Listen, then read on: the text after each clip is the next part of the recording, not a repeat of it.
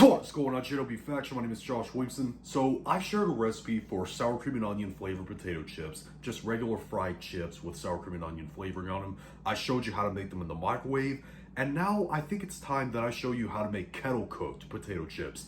Very easy to make, slightly more time consuming than fixing regular potato chips at home, but they taste amazing. Better than anything you'll ever buy at the store. So let's get started. So to start this recipe off, I got a couple of large russet potatoes here. I'm gonna cut them in half.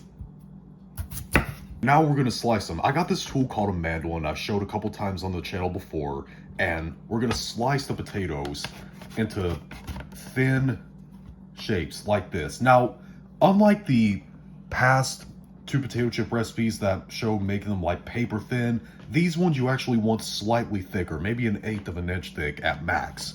But anyways, gonna continue slicing off the potatoes, and I'll show you the next step.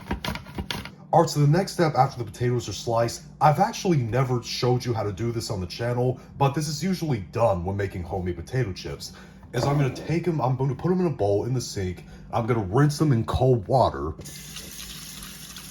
toss them around in there to give them a good wash, and then after I do this, you want to switch the water, drain the water out, and pour some more water in there, and keep doing this process for maybe 4 or 5 more times until the water runs clear.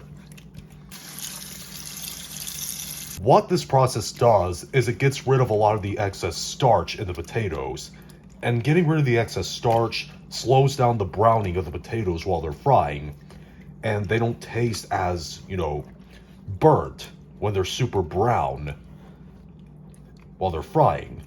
Alright, so after you can see, now the water is clear. I've done this a total of maybe 5 times to be exact. What you want to do next is take your potatoes, put them on a dish towel, and put another dish towel on top of them, and pat them as dry as you can. You want these to be extremely dry before you put them in the oil, otherwise they're going to splatter like crazy and make a huge mess in your kitchen. So after you dried all your potatoes, what you want to do is get a wok, fill about 1/2 to 2/3 of the way up with any sort of high smoke oil. I'm using peanut oil. Put a thermometer in the oil, and you want to drop every single one of the potatoes in the cold oil. Every single one of them.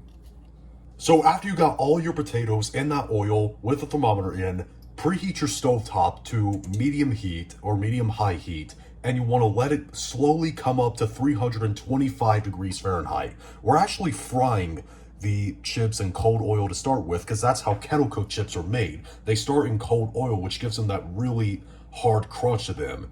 And a few tips going along the line.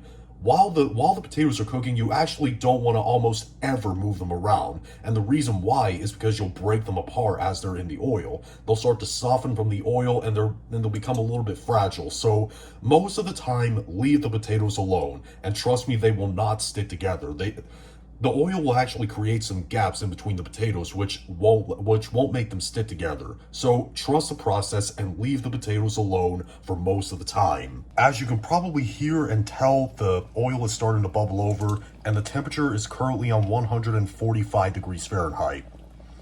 Now the oil is already doing a moderate bubbling, and the oil isn't even that hot yet. It's at 192 Fahrenheit. Now what this is basically is the potatoes dehydrating, okay?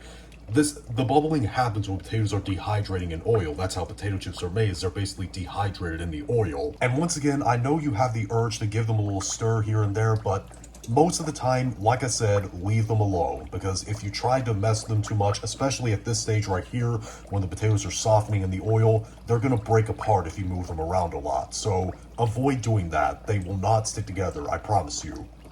And as the potatoes are frying, you actually want to monitor the temperature from time to time. When the oil gets up to 325, don't let it get above that. If it starts getting above that, turn your stove temperature down a little bit and pour a little bit more oil. That'll decrease the temperature. You'll know that the potatoes are done frying when you look at them and they turn a golden brown color and they almost stop bubbling in the oil. Now, some of them will get done faster than the others. Just keep that in mind. As you can see, in some places, we're already starting to get some browning. This is what the chips should look like when they're done. Like I said, some of them are going to get done faster than the others. As you see, more and more of them are getting done. After they're done frying, what you want to do is put them in a big bowl lined with some paper towels and season them with whatever you want. I'm just using salt. And then shake to coat. Make sure they're all coated in the salt. Alright, our kettle cooked potato chips are done. Like I said, so easy to make. Yes, they are slightly time consuming and everything, but if you have the time and the patience to make your own homemade potato chips and even kettle cooked potato chips themselves, like I did right here, it is so well worth it. These are amazing. They're better than anything you buy at the store, and listen to this crunch. They've got that really hard, shattering crunch that we all love in kettle cooked potato chips. And they're better than anything you'll ever buy at the store. Much better flavor, and there's no preservatives in them. But if you try these out, leave in the comment section down below and tell me what you thought, whether you liked it or you hated it. If you liked this video, thumb it up. If you hated this video, thumb it down. And be sure to subscribe and become a member of the JW faction on a journey to 10,000 subscribers. See you later.